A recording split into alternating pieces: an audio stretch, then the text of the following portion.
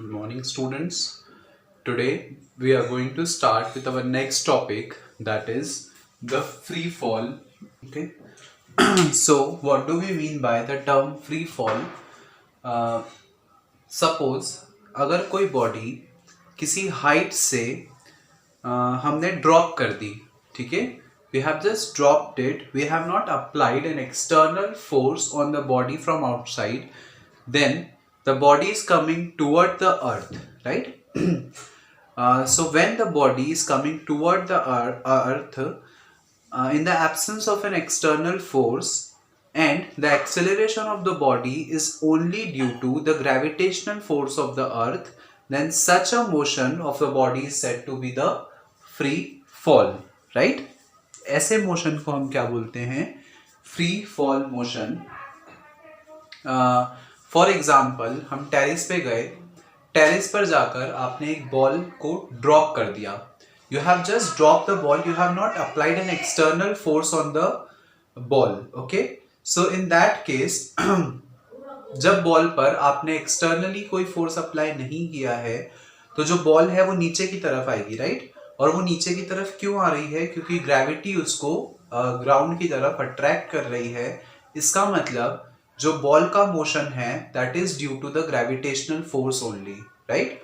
So its acceleration is said to be the acceleration due to gravity, and this kind of motion is said to be free fall motion. So we can say that when a body is coming toward the ground under the influence of an external force, in the absence of an external force, and the motion of the body is due to the acceleration due to gravity only, then this kind of motion is said to be the free fall motion, right? हम क्या बोल रहे हैं कि किसी भी body का जो मोशन हो वो एक्सेलरेशन ड्यू टू ग्रेविटी के कारण हो. एक्सेलरेशन ड्यू टू ग्रेविटी को हम डिनोट करते हैं स्मॉल जी से. Okay, this G is called as acceleration due to gravity.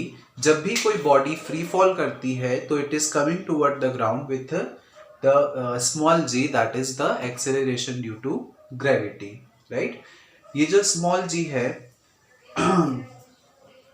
उसकी वैल्यू वेरिएबल होती है, उसकी value place to place vary करती है, right? This G is called the acceleration due to gravity, और इसकी जो वैल्यू है वो एक जगह से दूसरी जगह पे वेरी करेगी.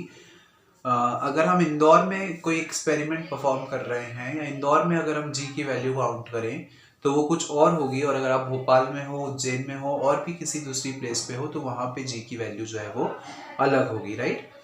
तो जो जी की वैल्यू होती है वो इक्वेटर से हाइट, डेप्थ, एल्टीट्यूड, इन सारी चीज़ों पर डिपेंड करती है. There are so many factors on which the value of G depends, right? इसीलिए जो स्मॉल जी की वैल्यू है वो एक जगह से दूसरी जगह पे वेरी करती है.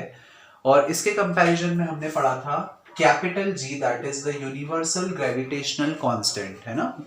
हम ऑलरेडी पढ़ चुके हैं universal gravitational constant capital G. तो जो यूनिवर्सल ग्रेविटेशनल कांस्टेंट है उसकी वैल्यू हमेशा फिक्स होती है, चाहे हम यूनिवर्स में किसी भी पॉइंट पे जाके इसकी वैल्यू कैलकुलेट करें, इसकी वैल्यू हमेशा फिक्स होगी. It is 6.67 into 10 to the power minus 11 newton metre square by kg square, right?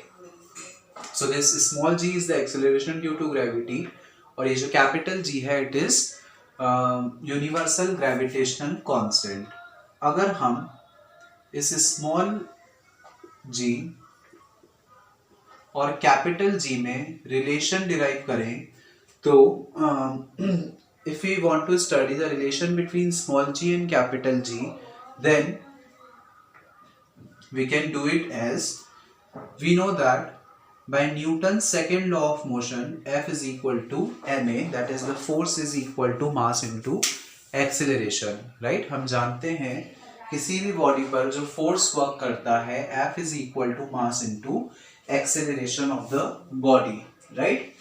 यहाँ हम बोल रहे हैं कि जो बॉडी का एक्सेलरेशन है it is due to the gravity only, and it is said to be the acceleration due to gravity, right?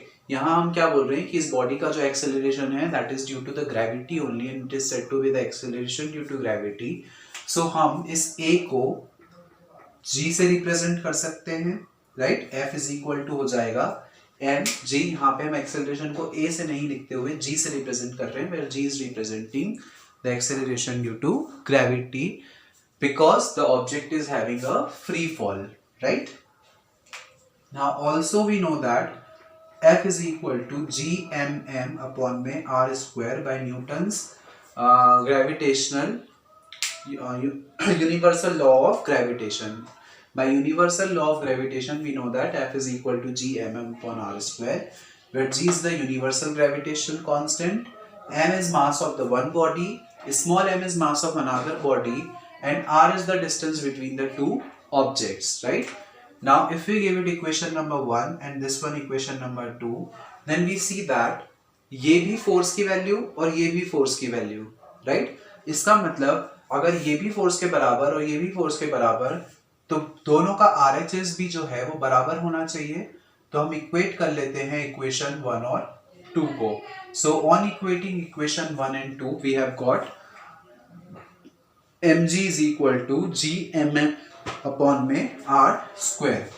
ये जो स्मॉल m है, इस स्मॉल m से स्मॉल m कैंसिल हो जाएगा and we will get g is equal to gm upon में r square, and this is the relation between small g and capital G. In this way we can derive the relation between small g and capital G. It is one of the important topic of your chapter. जो relation होता है small जी और capital G के बीच में, that is this, right? As we have just discussed कि ये जो स्मॉल जी है इसकी value place to place vary करती है, और हर जगह इसकी वैल्यू जो है वो अलग अलग होती है। बट अगर हम कैलकुलेटिव पर्पस के लिए इसकी वैल्यू निकालें तो इसकी जो स्टैंडर्ड वैल्यू है दैट इज 9.8 इंटू 9.8 मीटर पर सेकेंड, मीटर पर सेकेंड स्क्वायर। इसकी जो स्टैंडर्ड वैल्यू होती है वो होती है 9.8 मीटर पर सेकेंड स्क्वायर। तो कैलकुलेटिव पर्पस के लिए हम जी की इस वैल्यू को कंसिडर करते हैं, या अगर हम कन्वीनियंस के लिए, since it is nearly equal to 10, तो हम कन्वीनियंस के लिए अगर आपको क्वेश्चन में गिवन है g इज इक्वल टू 10, तो हम ये वाली वैल्यू भी कंसिडर कर सकते हैं just for our convenience in the calculations, okay? So we can take either g as 9.8 or 10 meter per second square as the standard value, but ऐसी कोई वैल्यू फिक्स नहीं है। एक जगह से दूसरी जगह पे स्मॉल g की वैल्यू वेरी करती है due to the altitude, its height from the equator और its depth from the equator, okay? Now इस स्मॉल g की ये जो वैल्यू है ये कहाँ से आई वो समझते हैं, right? We know that students capital G की वैल्यू क्या होती है 6.67 into 10 to the power minus 11 newton metre square by kg square, है ना? Universal gravitational constant capital G की वैल्यू ये होती है। अगर हम बात करें मास ऑफ अर्थ की, है ना, अगर हम इस फॉर्मूले में हम अर्थ पे कैलकुलेट कर रहे हैं स्मॉल g की वैल्यू, तो ऑब्वियसली हमको यहाँ पे सारी चीजें अर्थ के अकॉर्डिंग रखनी पड़ेंगी। अब g की वैल्यू तो अर्थ पे लें या कि कहीं पे भी लें, g की वैल्यू हमेशा फिक्स है, that is 6.67 into 10 to the power minus 11 newton metre square by kg square, right? Now अगर हम बात करें कैपिटल M की, तो मास, अर्थ का जो मास होता है that is 6 into 10 to the power 24 kg, okay? Earth का जो मास है that is 6 into 10 to the power 24 kg। Students, these are the important values, आप इनको लर्न कर लीजिए, ओके? और जो अर्थ की रेडियस है, अर्थ की radius is basically 6.4 into 10 to the power 6 metre, okay? Earth की रेडियस है 6.4 into 10 to the power 6 metre. These are the important values, you have to learn these values. अगर हम इन सारी वैल्यूज को इस एक्सप्रेशन में पुट करें, so we will get g is equal to 6.67 into 10 to the power minus 11 into 6 into 10 to the power 24 divided by 6.4 into 10 to the power 6 into 6.4 into 10 to the power 6, that is r का square. अगर हम इन सारी values को यहाँ पे expression में put कर दें, तो जब आप सबसे पहले 10 की पावर्स को सॉल्व कर लेंगे राइट। सबसे पहले हम 10 की पावर्स को सॉल्व कर लेते हैं। We will get small ji is equal to 6.67 into 6 into 10 to the power plus 24 minus 11, तो 24 में से 11 गए, so we will get 13 divided by 6.4 into 6.4 into 10 to the power 6 and 6 is 12। जब ये 12 ऊपर जाएगा तो ये हो जाएगा 13 minus 12, and 13 minus 12 is what? 10, right? So basically we will get this value, that is 6.67 into 6 into 10 divided by 6.4 into 6.4. Now simply we can solve this. यहाँ से हमने डेसिमल्स हटाए तो ये हो जाएगा नीचे 2 zeros, और यहाँ से भी 2 डेसिमल हटेंगे तो ऊपर भी 2 zeros, ये 2 0 से 2 0 कैंसल। जब आप इसको पूरा सॉल्व करेंगे, है ना, सिंपली जस्ट आपको मल्टीप्लाई करके एंड देन इनको डिवाइड कर देना है। सो जब हम इसको पूरा सॉल्व करेंगे so we will get 9.8 metre पर सेकेंड स्क्वायर। तो ये जो वैल्यू है वो हमारे पास यहाँ से आई। ओके, तो जो स्टैंडर्ड वैल्यू हम कंसिडर करते हैं स्मॉल जी की, दैट इज 9.8 मीटर पर सेकेंड स्क्वायर, वो वैल्यू यहाँ से हमारे पास आती है by putting the values of small g, M and R square in this expression, where the mass of earth is 6 into 10 to the power 24 kg and radius of earth is 6.4 into 10 to the power 6 meter. Okay, so this is basically the value of small g. Okay, now the next topic is motion of earth, motion of object under the influence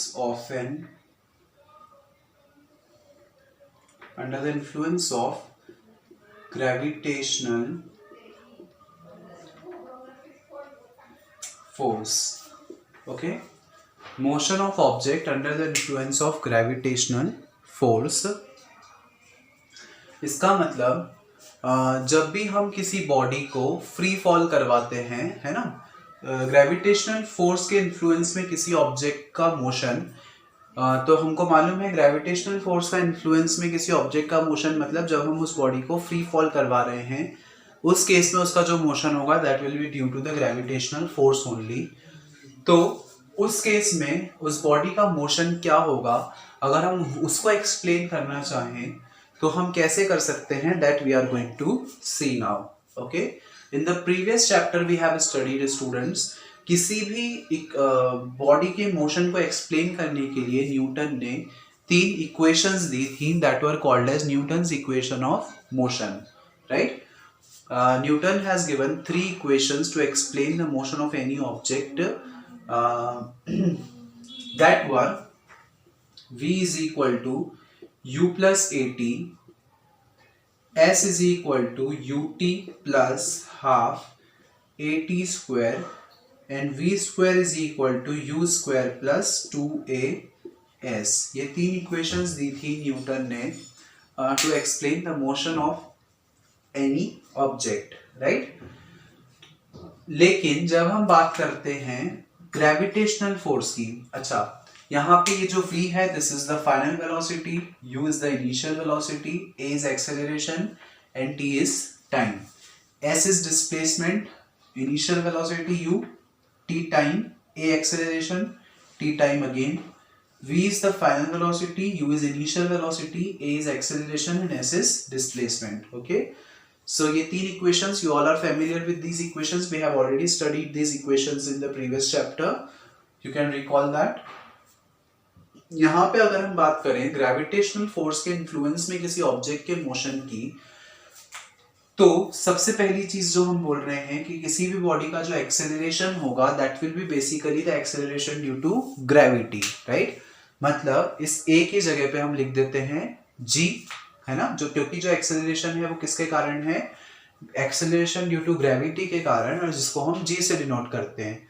also students, there is one thing, जो small g है that is acting toward the ground, right. मतलब हम height से नीचे की तरफ आ रहे हैं, तो जब हम हाइट से नीचे की तरफ आ रहे हैं तो by sine convention upside down जब हम आते हैं तो साइन कन्वेंशन के अकॉर्डिंग हमको जी जो है वो माइनस में लेना पड़ेगा, ओके क्योंकि जब भी कोई बॉडी ऊपर जाती है तो हम उसको पॉजिटिव कंसिडर करते हैं और जब भी कोई बॉडी नीचे आती है तो हम उसको नेगेटिव कंसिडर करते हैं। इसलिए जो स्मॉल जी है उसको हम नेगेटिव कंसिडर करते हुए जहां जहां ए है वहां वहां हम माइनस जी लिख देते हैं, right. So v is equal to u minus g t, s is equal to u t plus half, a की जगह हम माइनस जी लिख रहे हैं, अगर मैं उस माइनस का प्लस माइनस क्या हो जाएगा यहाँ पे माइनस, राइट।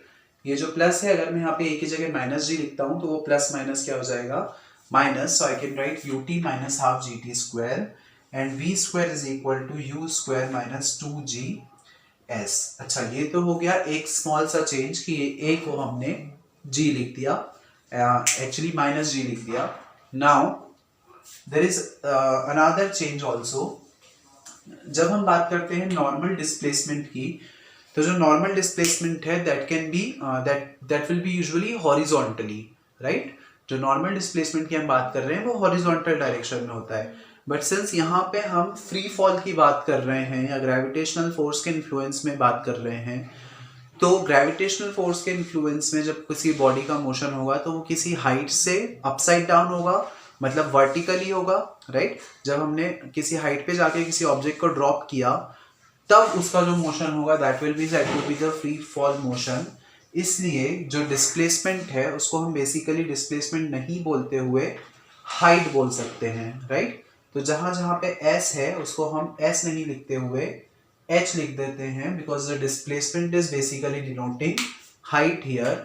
सो जब भी हम किसी बॉडी की ग्रेविटेशनल फोर्स के इन्फ्लुएंस में मोशन की बात करते हैं तो हम ये इक्वेशंस यूज करेंगे rather than these equations, okay।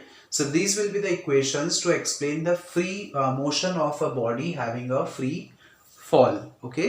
जब भी हम बात करेंगे किसी बॉडी की जो कि फ्री फॉल कर रही है तो we will explain it with the help of these three equations rather than these equations, okay। So I hope it is clear to all of you. Now we will solve some numericals that are based on these equations, okay, and that are now one question is given here to us. It is based on the equations that we have derived just now. First of all we will see the question. A car falls off a ledge and drops to the ground in इतना seconds, ठीक है। एक car है वो एक लेज से fall करती है, मतलब नीचे गिर रही है, इसका मतलब क्या, it is having a free fall on the earth, right. और इसके लिए उसको फ्री फॉल करने में जो समय लग रहा है वो कितना है 0.5 second. So we have written 0.5 second here, right. और जो स्मॉल जी की वैल्यू है वो आपको यहाँ पे दे रखी है, स्मॉल जी की वैल्यू इज 10 मीटर पर सेकेंड स्क्वायर। नाउ सबसे पहले हमको क्या कैलकुलेट करना है, what is its speed on striking the ground. उसकी स्पीड क्या होगी जब वो ग्राउंड पर स्ट्राइक करता है, मतलब बेसिकली हमको उसकी वेलोसिटी निकालनी है जब वो ग्राउंड पर स्ट्राइक करता है, राइट। जब हम बात कर रहे हैं उसके फ्री फॉल की तो इनिशियली जो उसकी वेलोसिटी है वो क्या हो जाएगी 0 मीटर पर सेकेंड, राइट। इनिशियली उसकी वेलोसिटी क्या हो जाएगी 0 मीटर पर सेकेंड, क्योंकि जब वो फ्री फॉल कर रहा है तो फ्री फॉल के केस में उसकी initial velocity is obviously different to be 0 metre पर second. Also we know that by the formula v is equal to u minus gt, right। this formula we have just derived। हम बात कर रहे हैं g की, g is acting toward downward direction, इसलिए g को हम कैसा लेंगे नेगेटिव, राइट। सिंस जो g है वो ग्राउंड की तरफ वर्क कर रहा है इसलिए हमने g को कैसा ले लिया नेगेटिव। नाउ अगर हम सारी वैल्यूज यहाँ पे पुट करें so we will get u is minus, ये minus as it is, g की जगह हमने लिख दिया -10 इंटू जो t है उसको हमने लिख दिया 0.5। अगर हम इसको सोल्व करें तो ये माइनस माइनस हो जाएगा प्लस 10 इंटू 0.5, यहाँ से अगर हम डेसिमल हटाएं तो ये हो जाएगा 10 से 10 cancel and we will get 5, that is v is equal to 5 metre पर सेकेंड। सो जब हमारा ऑब्जेक्ट स्ट्राइक करेगा ग्राउंड पर उस समय उसकी जो वेलोसिटी होगी दैट विल बी 5 मीटर पर second, right. Now second thing, हमारा फर्स्ट आंसर आ गया दैट इज 5 मीटर पर सेकेंड। नाउ सेकेंड थिंग हमको क्या निकालनी है, what is it's average velocity during the 0.5 seconds. हमको उसकी एवरेज स्पीड निकालनी है। तो एवरेज स्पीड होती है इनिशियल वेलोसिटी या plus final velocity divide by 2, right. यहाँ पे स्पीड और वेलोसिटी सेम केस है क्योंकि हम बात कर रहे हैं एक ही डायरेक्शन में मोशन की, राइट। तो उस केस में जो स्पीड और वेलोसिटी है वो सेम ही होगी बिकॉज हम यहाँ पे स्केलर और वेक्टर को कंसीडर नहीं कर रहे हैं। तो जो एवरेज स्पीड हो जाएगी वो हो जाएगी initial plus final divided by 2। Initial की वैल्यू होती है, इनिशियल वेलोसिटी होती है 0 प्लस फाइनल वेलोसिटी अभी हमने निकाली 5 डिवाइडेड बाय 2।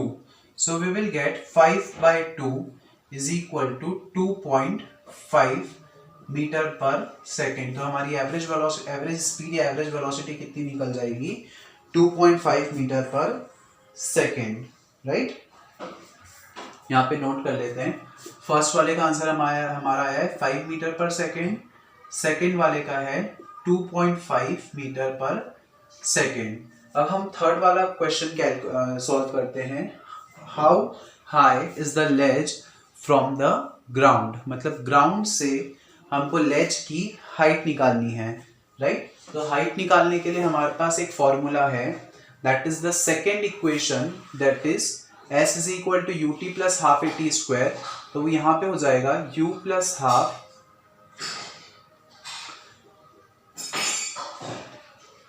राइट। तो ये माइनस को हटा के मैं यहाँ पे प्लस माइनस माइनस कर देता हूँ। This is basically the equation that we have. हम यहाँ पे सारी वैल्यूज पुट कर देते हैं। u is 0, t is 0.5 minus 1/2, g की वैल्यू हो जाएगी -10 इंटू टी का स्क्वायर। टाइम हमको कितना दे रखा है 0.5, तो हमने यहाँ पे लिख दिया 0.5 का square. We have put all the values here. Now हम तो इसको जस्ट सॉल्व कर लेंगे and on solving it we will get 0 into anything is 0, right. तो उसको हम नहीं लिखेंगे, उसको हम वैसे ही नेग्लेक्ट कर देते हैं। 0 इंटू एनीथिंग इज 0। ये हो जाएगा minus minus plus half as it is, ये 10 हमने लिख दिया as it is, into 0.5 into 0.5। Since square है इसलिए हमने 2 बार लिख दिया 0.5। नाउ यहाँ से अगर हम डेसिमल रिमूव करें तो ये हो जाएगा 10, ये अगेन हो गया 10, एक 10 से एक 10 कैंसल, ये हो गया 5 2 ज़ा 10, ये हमारे पास आ गया 5/4, राइट। सो ये जो हाइट है, हाइट हो गई हमारे पास 5/4। अगर हम इसको डेसिमल में काउंट करें तो इट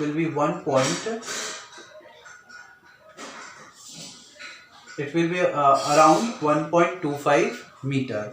इसका मतलब जो लेज है वो ग्राउंड से कितनी हाइट पर है, 1.25 मीटर की हाइट पर सिचुएटेड है, right. So in this way we can find out the velocity, average velocity and height with the help of these equations. Okay, now let us solve one more numerical that is based on this pattern only.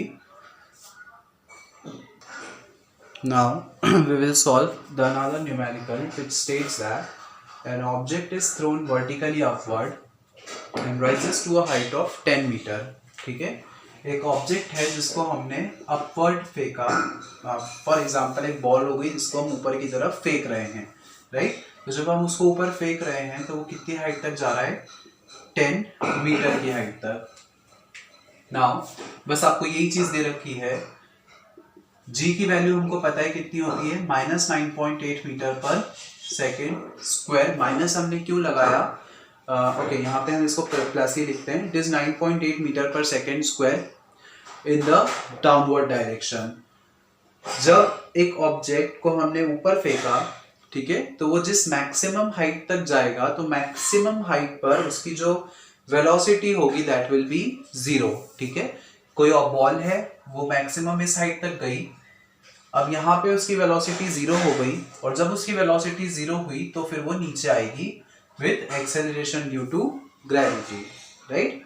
सो जब भी object अपनी maximum height पर होता है तब उसकी final velocity कितनी रहती है, 0। तो फर्स्ट केस में हमको क्या निकालना है, the velocity with which the object was thrown upward, इसका मतलब हमको निकालनी है उसकी इनिशियल वेलोसिटी, राइट। तो यहाँ पे हमारे पास u की वैल्यू नहीं है लेकिन v की वैल्यू हमारे पास है, दैट इज 0 मीटर पर सेकेंड। जब ऑब्जेक्ट अपनी फाइनल पोजीशन पर होगा तब उसकी वेलोसिटी कितनी होगी, 0 मीटर पर सेकेंड, राइट। तो अगर हमारे पास v की वैल्यू है, h की वैल्यू है और g की वैल्यू है तो हम u की वैल्यू इजीली निकाल सकते हैं with the help of equation v square is equal to u square, v square is equal to u square plus 2as, और इसको हम लिख सकते हैं -2gh, right. Our equation is this. So जो उसकी फाइनल वेलोसिटी है वो हो गई 0 square is equal to u square minus 2 as it is we have written. g की वैल्यू है, since it is coming toward the ground, तो toward the ground है इसलिए हम उसको नेगेटिव लेंगे, -9.8 इंटू जो हाइट है वो अपवर्ड है, मतलब नीचे से ऊपर की तरफ जा रहे हैं तो it is taken to be positive, right. ये हो जाएगा u square minus minus minus ये हो गया प्लस 9.8 इंटू 2 हो गया 98, और 98 टू जा 196, right. So u square is equal to, we will get u square is equal to 196 here. Now अच्छा, here the value of g is taken to be positive, right, क्योंकि हमने जो g वाला minus है वो यहाँ पे आगे ऑलरेडी लगा दिया है, तो यहाँ पे हम g की वैल्यू जो है वो प्लस में लेंगे, तो it is u square minus 196 is equal to 0। अब जब ये 196 इधर आएगा तो we will get u square is equal to 196, so u square is equal to हो गया 196, तो u की वैल्यू निकालेंगे, u is equal to under root of 196, and हमको पता है under root of 196 is equal to 14। So जिस initial velocity से आपने उस ऑब्जेक्ट को थ्रो किया है वो इनिशियल वेलोसिटी हो जाएगी 14 मीटर पर second, right. So in this way we can solve the numerical. Now the second case we are going to solve the time taken by the object to reach the maximum height. Object को अपनी maximum height पर जाने के लिए कितना समय लगा हमको वो कैलकुलेट करना है। तो we know that v is equal to u minus gt। हमारे पास फाइनल वेलोसिटी है that is 0, initial velocity is 14 minus g की वैल्यू हो गई 9.8, और जो टाइम लगा that is suppose to be t, right. Now ये हो जाएगा 14 माइनस ये 14 जब इधर आएगा तो ये हो जाएगा -14 माइनस 9.8 इंटू टी, माइनस से माइनस कैंसल, जब ये 9.8 नीचे आया तो it will become 14 upon 9.8 is equal to t. ये पॉइंट हटाया तो यहाँ डेसिमल बढ़ जाएगा, 7 से कैंसिल कर देते हैं, 7 टू जा 14, 7 एकम 7, 8 9 7 चौक 28, 2 10 जा 2 7 जा, so t is equal to 10 by 7, right। t is equal to 10 by 7, और अगर हम इसको सॉल्व करें तो 7 एकम 7, 8 9 10, 7 चौक 28, 30 7 14, it will be nearly equal to 1.42 seconds, right। So जो t होगा it will be nearly equal to 1.42 seconds। तो 1.42 seconds में वो जो ऑब्जेक्ट है वो फिर से उसको मैक्सिमम हाइट तक जाने में जो समय लगा that will B 1.42 seconds, okay। So students, in this way we can solve the numericals that are based on the motion of the object under the influence of an under the influence of gravitational force, okay। So that's all for today's class. The further topics we will study in the next lectures. Thank you.